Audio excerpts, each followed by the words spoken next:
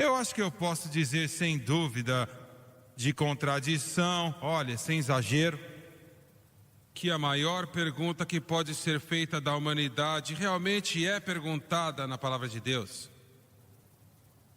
A pergunta mais importante de todas as perguntas da eternidade, de todas as perguntas que o homem pode ter, de todas as referências que eles podem fazer para trazer resposta para qual seja esta pergunta. Se você pensar assim, olha, a mais poderosa pergunta que pode ser respondida e perguntada é: quem é Jesus Cristo? Agora, mas como isso pode ser a coisa mais importante? Eu digo por quê? Se você pergunta para as pessoas lá fora, as 330 milhões de pessoas da população desta nação ou qualquer nação no mundo, não importa onde. Por exemplo, os muçulmanos dizem: Jesus foi um grande curador, mas ele não foi o Filho de Deus. Está me ouvindo? Os budistas dizem a mesma coisa. Ele era uma pessoa muito carismática, mas ele não era Deus manifesto na carne. Os confucianos dizem a mesma coisa. Ele tinha uma grande ética, mas Filho de Deus, não. E os milhões aqui nesta terra que é referida a uma nação cristã, e senhor presidente, esta é uma nação cristã mais do que islâmica.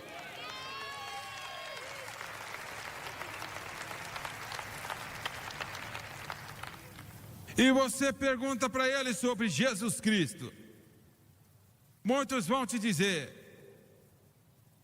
ele foi um grande homem. Sim, eu creio que realmente ele viveu. Ele era um curador, um feitor de milagres e um homem carismático. Mas Filho de Deus, não sei não, viu? Porque se eles respondessem, ele é o Filho de Deus, então eles tinham que responder para ele.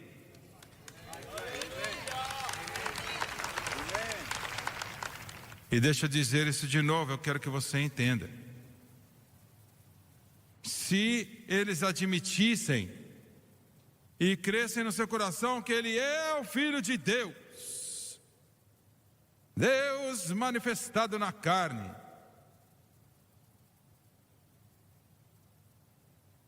e se eles admitissem isso, eles tinham que admitir que tudo que ele disse estava certo. Tudo que ele falou sobre os céus estava certo. Tudo que ele falou sobre o inferno estava certo. Tudo que ele falou sobre o julgamento é certo. E eles tinham que admitir que ele é o nosso Salvador hoje. E ele será o nosso juiz amanhã. Então eles pensam que eles se absolveram disto e eu não sei, ou eu não acredito que ele é o Filho de Deus, mesmo que ele era um grande curador carismático e um fazedor de milagres. É porque eles não queriam responder para ele. Mas me escute: cada pessoa na face da terra que já viveu, vivendo agora e que viverá no futuro, terá que responder para Jesus Cristo. Responder isto: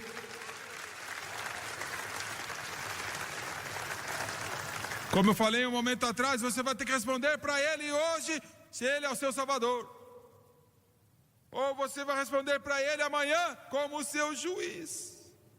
Mas responder para ele, todos nós vamos.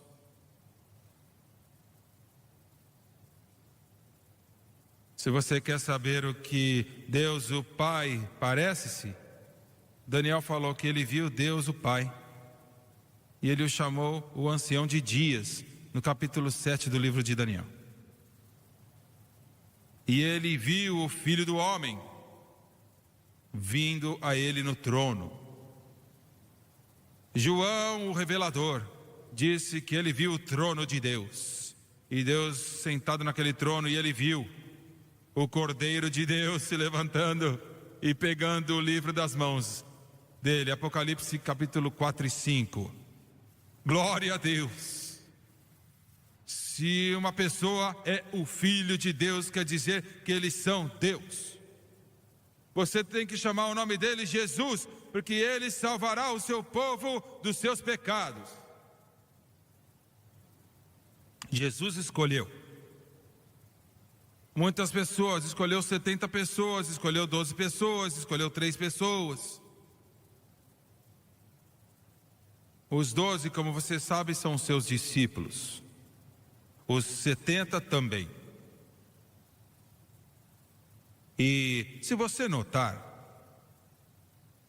vamos usar os 12 por exemplo, porque sabemos mais deles, não sabemos muito dos 70. Mas os 12, nenhum deles fazia parte da elite de Israel. Você sabia disso? Deixa eu falar de novo. Nenhum daqueles homens, ele orou a noite inteira para a vontade do Pai. Qual que eu devo escolher, Senhor? E o Pai disse a ele a quem escolher. E nenhum deles era da elite educada de Israel. Por quê? Eu não sei todas as razões por quê, mas eu tenho uma ideia por quê. Em primeiro lugar, quem eles eram? Todos, menos Mateus e Judas, né? Não sabemos que Judas era. Mateus era um coletor de impostos, os outros eram pescadores. Não tem nada de errado ser um pescador, mas eles não eram lá da lista dos grandes. Eles não eram da elite. Eles eram pescadores. Eles não sabiam nem ler nem escrever. Mas eles não tinham educação e aprendizado. Por quê? Eu não sei todos os detalhes por quê, mas eu sei alguma coisa. E é isto aqui. Não é que Deus está contra a educação. Não, olha, ele não gosta da ignorância, não. Eu espero que você entenda isso. Mas muitas vezes, dentro das Escrituras, não muitos poderosos, não muitos nobres são chamados. Isto é porque Deus tem uma maneira para que as pessoas sejam salvas e uma maneira para que os crentes vivam vitoriosamente. E quando o homem vem e tenta impor a maneira deles, então você tem problemas. E eu creio que essa é uma das grandes razões porque ele escolheu esses homens pescadores e um coletor de impostos, porque eles não tinham uma ideia preconcebida do que eles deveriam ser. Eles só falaram: Senhor, o que o Senhor disser está bom. Agora, 3 desses homens, ele escolheu dos 12, Pedro, Tiago e João. Tiago e João eram irmãos. Todos os 3 estiveram no negócio de pescaria quando Tiago e João, os filhos de Zebedeu.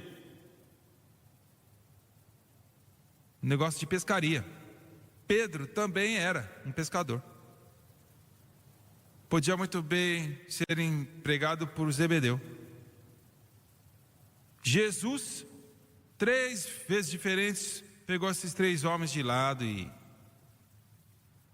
os levou a um lugar que ele não levava mais ninguém. Pedro, Tiago e João. Quem eram eles? Pedro escreveu 2 das epístolas com o nome dele. Pedro foi usado por Deus em relação ao que nós sabemos, a não ser o apóstolo Paulo, maior do que qualquer um dos outros apóstolos. Toda vez que a igreja primitiva começava, e ele e os outros viriam para Jerusalém para adorar, ele orava pelas pessoas, como se ele estivesse andando nas ruas e cada um deles seria curado instantaneamente pelo poder de Deus. E chegou a um lugar que ele não podia orar por todos eles, mas quando ele andava, a sombra dele tocava essas pessoas. Meu Senhor, alguém aqui deve ficar feliz. Olha, glória, glória a Deus, glória a Deus, glória a Deus. E o aleijado se levantava e não era mais aleijado. Os olhos cegos eram abertos. O pecador leproso era limpo.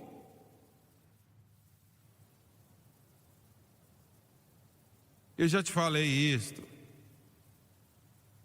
3 vezes, e por que fala 10, né?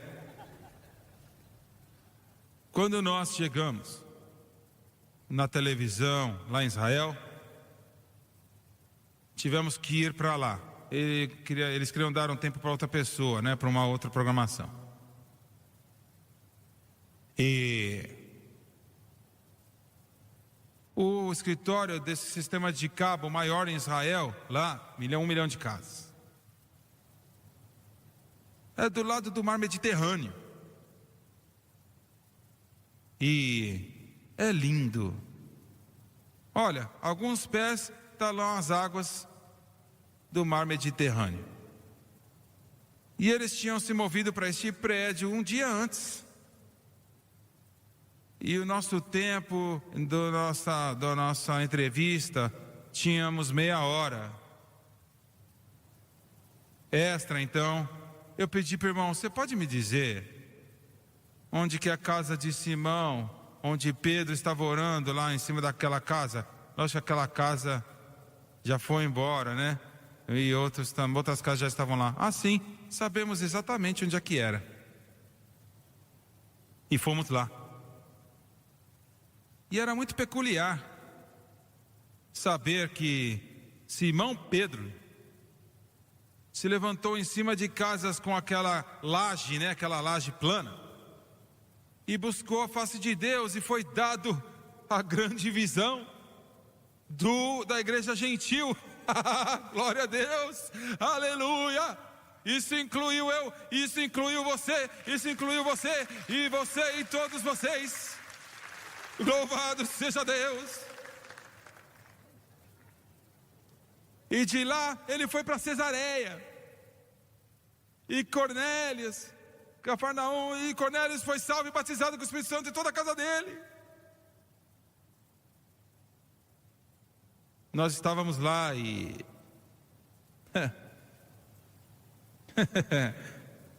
estávamos lá, alguns pés no Mediterrâneo, e um monte de pessoas ao nosso redor. Ô, irmão Swegert. Eu falei: sim. Você está no turismo aqui? Eu falei: não, estou não. O que você está fazendo aqui então? Eu só estou aqui, ué. E eu falei: estamos aqui para entrar na televisão. Podemos tirar algumas fotos? Eu falei: sim, vai em frente. Se você olhar atentamente, talvez você veja Simão Pedro aqui em algum lugar. Alguns minutos depois, estávamos nos escritórios daqueles homens, e tivemos uma ajuda excelente lá, que eu não vou entrar em detalhes, mas eu estava pensando, estava sentado lá. Pedro foi dito pelo Senhor para ir para os gentios. E o Senhor disse para nós, para ir para os judeus. Aleluia, aleluia, aleluia.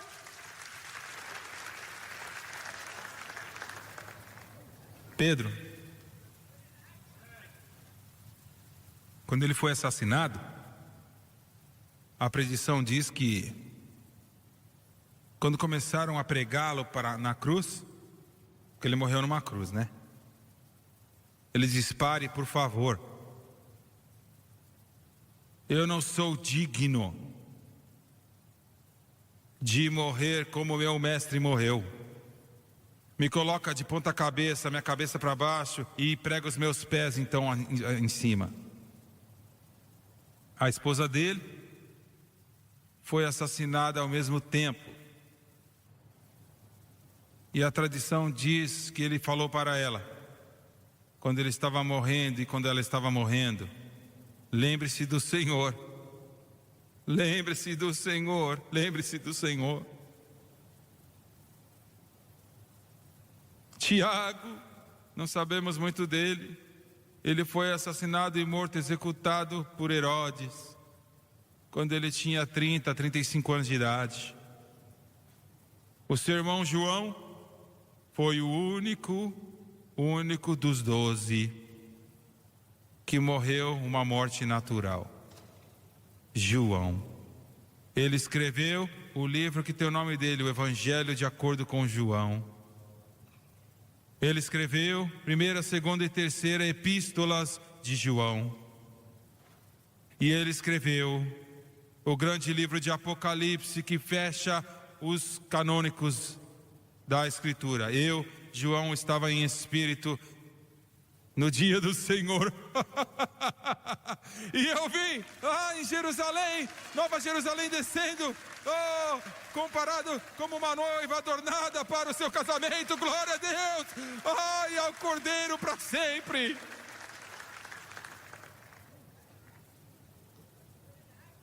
Eles disseram que os seus últimos meses de vida, ele viveu quase 100 anos, que era muito difícil naqueles dias. E ele disse: quando eu for embora, não haverá mais ninguém dos que viram o Senhor, que tocaram o Senhor, que ouviram o Senhor. Jesus pegou esses 3. Na primeira ocasião,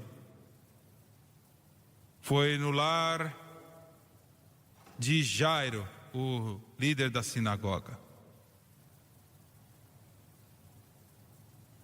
O coral canta sobre isso, cantou a semana passada sobre isso.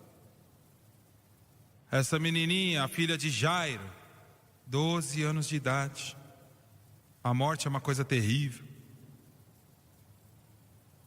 Mas a morte de uma criança é 10 vezes pior, porque a vida dela é cortada. E Jairo tentou chegar-se a Jesus, porque ele sabia que Jesus tinha acabado de voltar de Gadareno.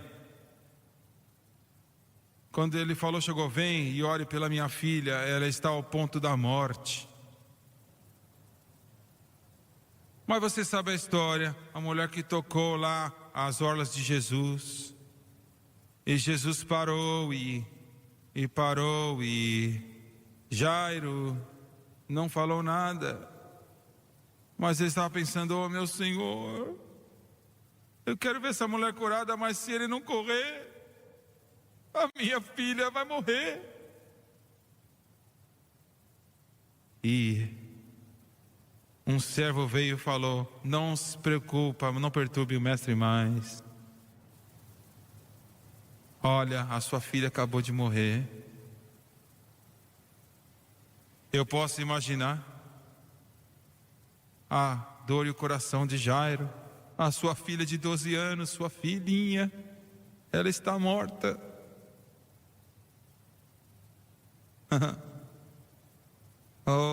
Mas os líderes da sinagoga, ele ia descobrir algo que nunca soube que existia.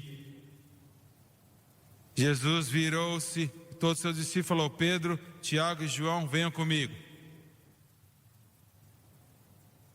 Onde nós vamos? Nós vamos para a casa de Jairo. Mas você viu falar: Senhor, ela já morreu. E Jesus nem explicou nada para eles, falou: vem comigo. Glória a Deus.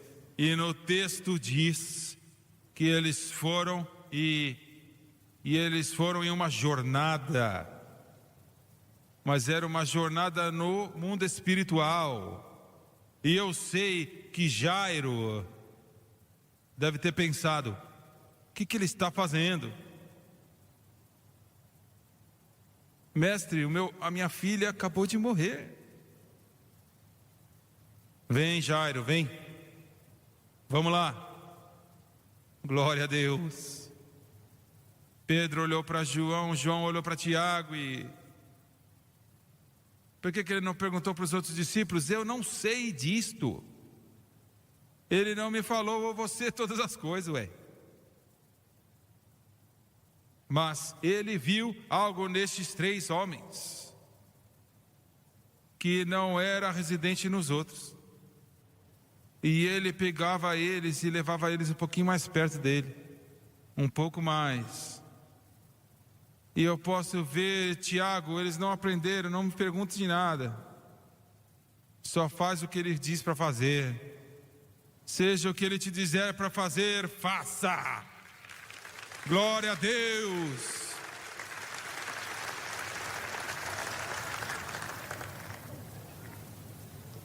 E quando a senhora Jairo olhou na porta, quebrada e destrilhaçada e quase destruída e quase desmaiando de tristeza, ela vê o marido dela vindo com Pedro, Tiago e João e com Jesus. Alguém disse que a senhora Jairo, quem é? E ela falou, eu não sei, mas eu acho. There's a promise coming down that dusty road. From holy hands, healing power flows.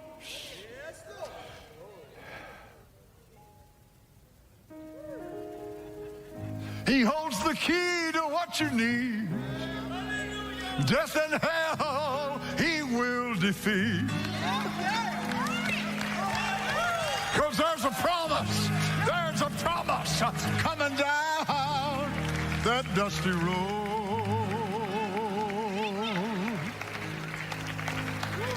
Wonder turned to laughter when the Lord began to speak and said, Mrs. Jairus, your daughter's not dead, only asleep. Then he turned toward the skeptics and told them, go on home.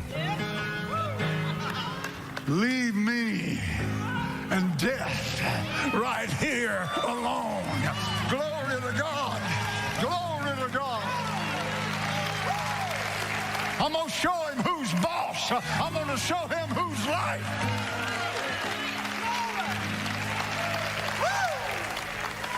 Then he laid his hand upon the child and looked death right square in the eyes. And I can tell you who blinked first. And said, all power. All power. Do you hear that? All power. Do you hear it, Satan? All power. Do you hear it, demons? All power. Heaven and earth is given unto me. Then with a voice sounded like thunder,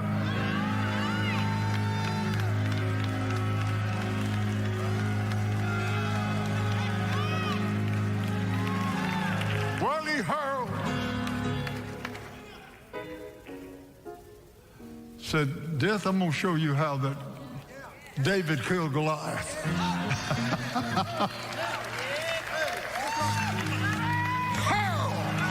Death asunder. When he said, little girl, rise and be healed. But there's a promise coming down that dusty road. Glory to God. Holy hands, healing virtue flows. He's got the key to what you need. It'll unlock any lock. Death and hell, he will defeat. Because there's a promise coming down that dusty road. Glória a Deus. Glória a Deus. Deixa eu te dizer uma coisa. Esta promessa está vindo para você também. Esta promessa está vindo para você. Esta promessa está vindo para você. Well, there's a promise coming down that dusty road. Holy hands, healing virtue flow. He holds the key to what you need. Death and hell he will defeat.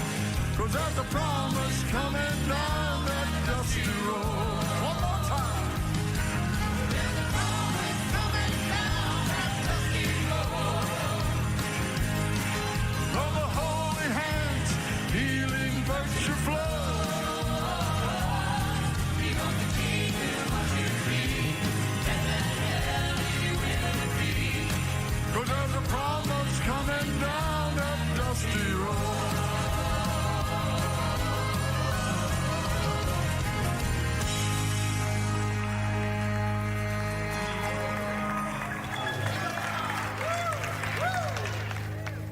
Agora você pode se assentar. Eu não acabei ainda não, ó. Por que ele pegou Pedro, Tiago e João e não os outros? Eu não posso responder isso aí para você, tá? Eu vou perguntar quando eu chegar na glória. E provavelmente ele vai me dizer, não é da sua conta.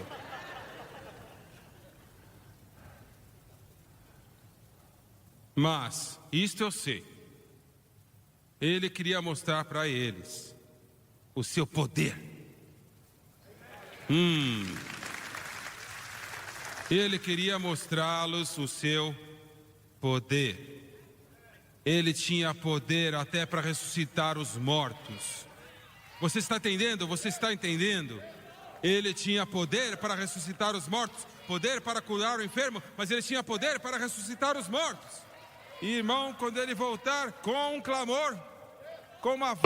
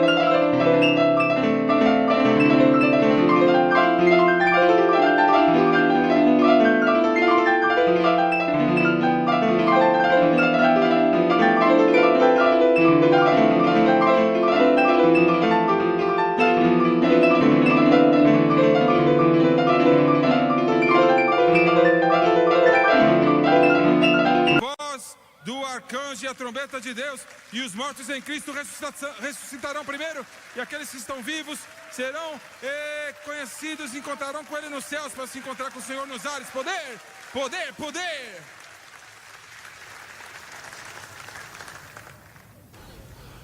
Oh, the power, there's victory over sin and purity within. Oh, the power that fell at Pentecost. Agora, número 2. Alguns minutos mais. Eu só vou acabar quando eu acabar. O Monte da Transfiguração. Ele levou Pedro, Tiago e João. Isso foi um pouquinho depois, no ano seguinte. E no Monte da Transfiguração, de repente, Pedro, Tiago e João viram Moisés e Elias. O que você faria Se você entrasse na sua casa depois do culto hoje,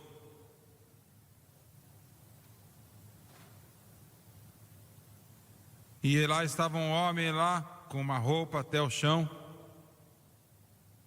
e um outro que: quem são vocês? Eu sou Moisés, eu sou Elias. Mas não dê risada disso não, porque isso é exatamente o que vai acontecer quando você chegar na glória.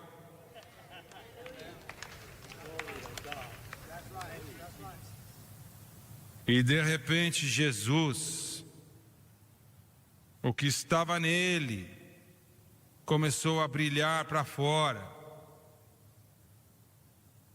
A palavra grega para aquele brilho que veio dele, toda a glória, e é isso que ele quer mostrar para os discípulos dele, Pedro, Tiago e João, a glória dele. Ele mostrou o poder, e agora ele queria mostrar para eles a glória dele, a glória. Qualquer glória que um homem tem que ser dada para ele, sabe, de fora para dentro. Jesus, a glória dele foi de dentro para fora, e mostrou-se para fora. A palavra grega para isto é stilbo, e na verdade quer dizer uma luz viva. Não há uma luz no mundo que eu saiba que é viva, mas toda a vida vem da luz. Sem a luz não há vida. Você já foi na escola bastante para saber o que eu estou falando? Sem a luz, L-U-Z, não existe vida. Jesus falou: sou o caminho, a verdade e a vida, e esta vida vem da sua luz que está nele. É uma luz viva, não existe a luz viva que eu saiba, sei lá. Alguns de vocês químicos aqui, alguns de vocês bioquímicos, físicos, tenta falar isso aí, físicos. Vocês devem saber sobre uma vida na luz, mas a única luz na vida que existe é aquela que está no Senhor Jesus Cristo. Quando eu fui batizado com o Espírito Santo como menino, sei lá, 8 anos ou 9 anos de idade, foi uma oração, uma reunião de manhã lá em Ferryday, Louisiana. Havia, a razão porque eu estou falando isso, porque de repente, quando eu comecei a falar em outras línguas, havia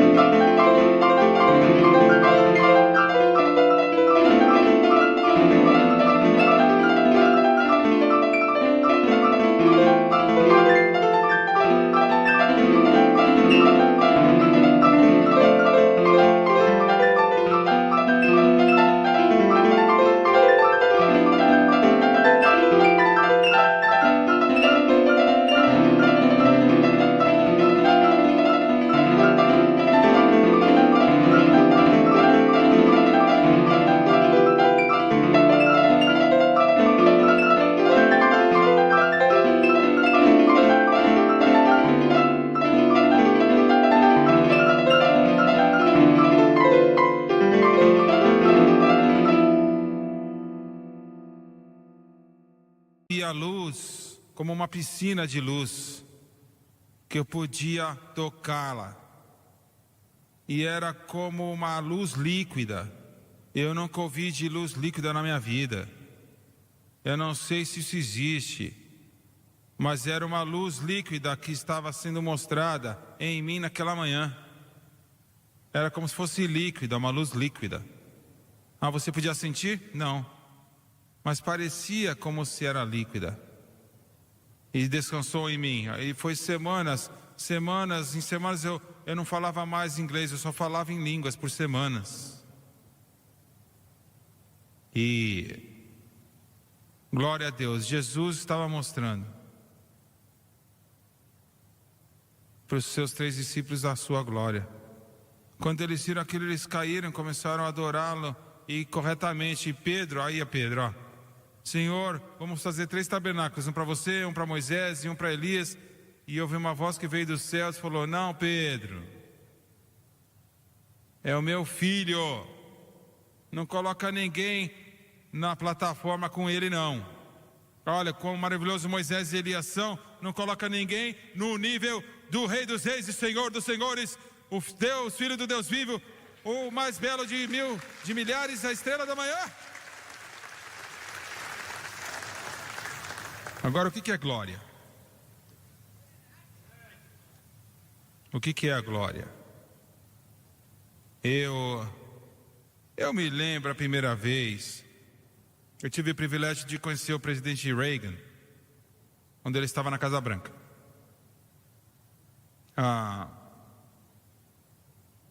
Eu não sei quem estava comigo naquele dia, eu não me lembro, mas enquanto eu estava dando a minha identificação lá no portão da segurança e disseram: siga esse caminho. Nos 2 lados daquele caminho, eu não sei quem eles eram, para que eles estavam lá, talvez eles faziam uma vez por semana, não sei. Haviam representantes de todas as forças armadas, Exército, Marinha, Aeronáutica, a Costa, todos vestidos nas suas vestes de festa, né? Formais. E eles estavam lá em atenção, em prontidão. E foi uma vista muito bonita. Você andava naquela linha e eles estavam em prontidão. E haviam estes homens. E entramos. Algumas pessoas nos reconheceram e falaram: venham para cá. E seguimos eles. Era uma mesa muito longa. E eles deram instruções, mas em alguns momentos o presidente entrou. E a presidência dos Estados Unidos ainda é o cargo mais poderoso na face da terra. Cada um se levantou, todos, lá, claro, todos se levantaram. Haviam fotos e câmeras de televisão e então falaram para nós: podem se assentar. E tudo isto é glória. É a magnitude daquele ofício, aquela posição, aquela pessoa. Está me seguindo? É a magnitude. Este mundo nunca viu nenhuma glória como a que Jesus Cristo tem e será quando você vê para sempre e sempre. Glória a Deus. Eu não tenho vocabulário, olha, ou conhecimento, ou até começar a dizer para você da glória dele. Aleluia, mas eu sei disso. Ele vai nos dar uma grande porção da glória dele. Aleluia! Como que você sabe? Porque nós vamos receber a glória, corpos glorificados. Glória a Deus. E por último,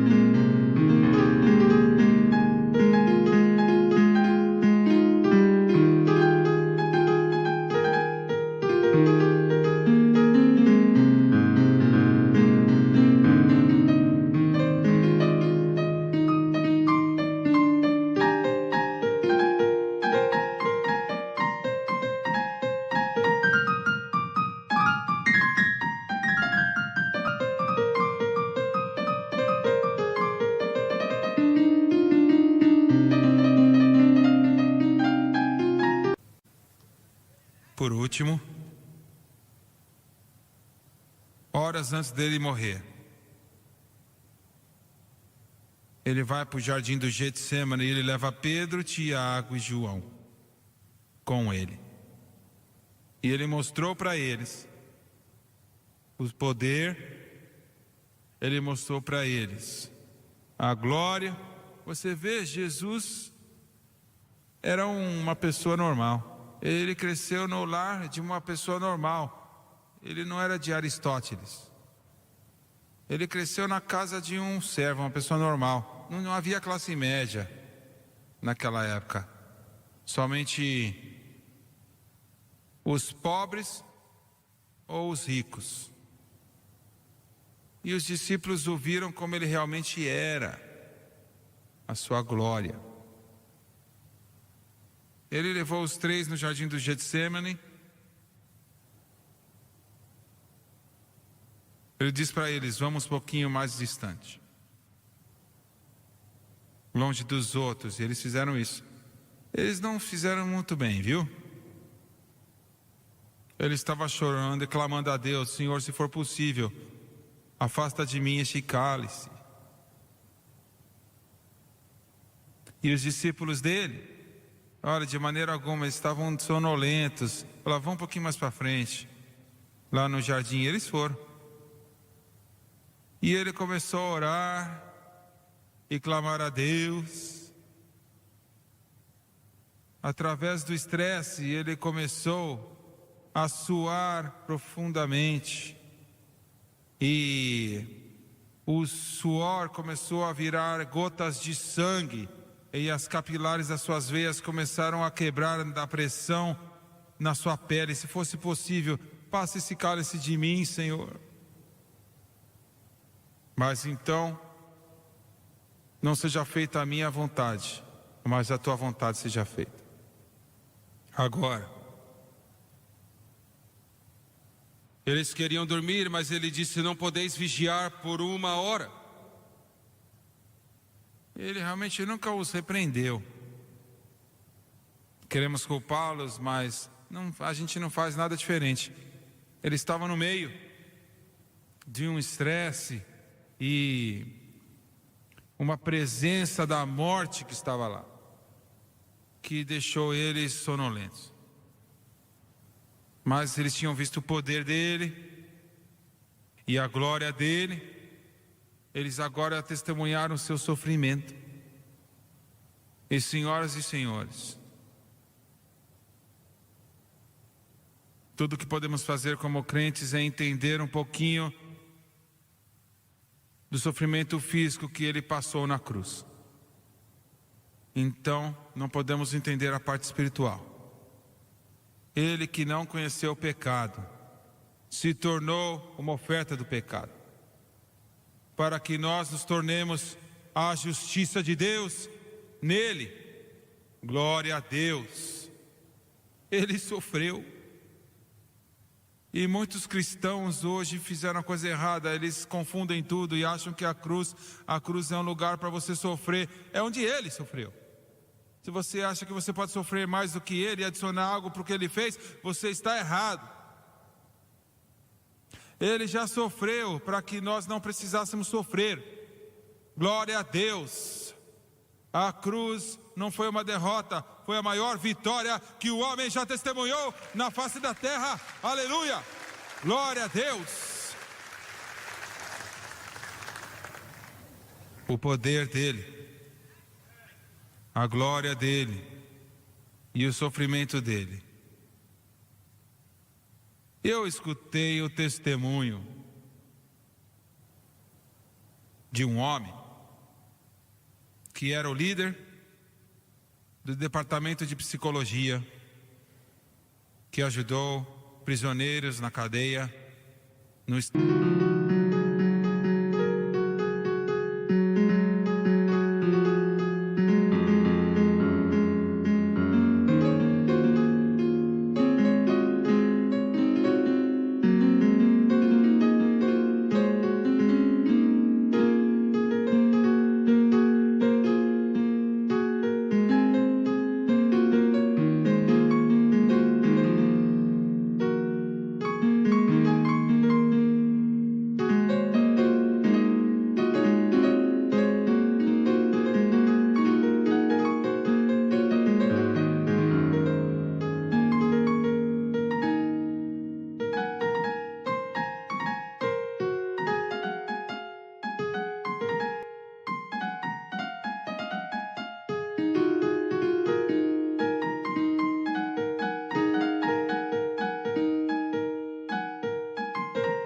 coitado dele. Ele escreveu não sei quantos livros. Amigos vieram visitá-lo, ele e a esposa dele. E o amigo falou assim: eu entendo que você tem um cassino aqui, vamos lá no cassino. Ele nunca tinha ido num cassino na vida dele, mas ele foi. E quando ele colocou a primeira moeda naquela máquina e puxou aquela alavanca, ou apertou o botão, seja lá o que for, ele ficou viciado. É quão poderoso era. Ele ficou viciado. Para encurtar a história, não importa o fato de que ele era um professor de uma universidade ou ele era o líder de um departamento de psicologia no estado dele, não importa o fato de que ele tinha um doutorado na psicologia, ele jogatinou a sua casa, seu carro, perdeu seu emprego, tudo que ele tinha. E ele dirigiu e bateu numa árvore. E ele disse: eu vou cometer um suicídio, eu não aguento mais. Então ele abriu aquele porta-luvas e tinha um revólver 38, mas não estava lá. E ele foi para casa e falou para a esposa dele: você tirou aquela arma lá do meu porta-luvas no carro? E ela falou: sim. Ela falou: eu peguei e vendi para pagar a conta de luz. Ele falou: bem, você salvou minha vida. Ela falou: o que você quer dizer? Ele falou: eu não aguento essa vida mais. Eu não aguento essa vida mais.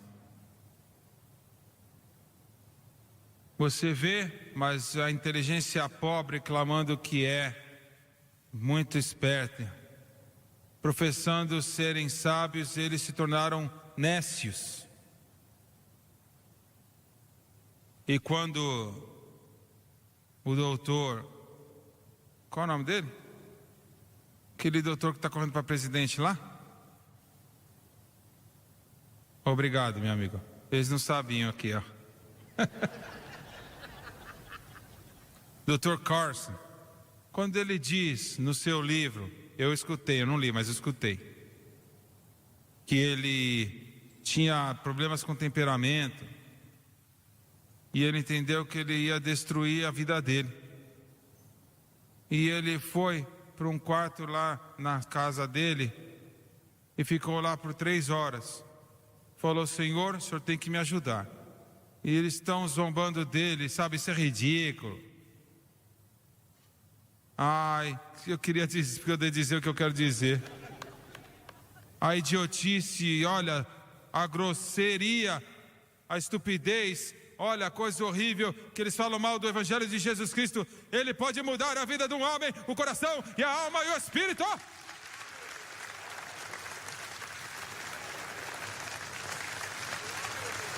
Glória a Deus! Essa é a sua resposta, essa é a sua resposta, é a única resposta.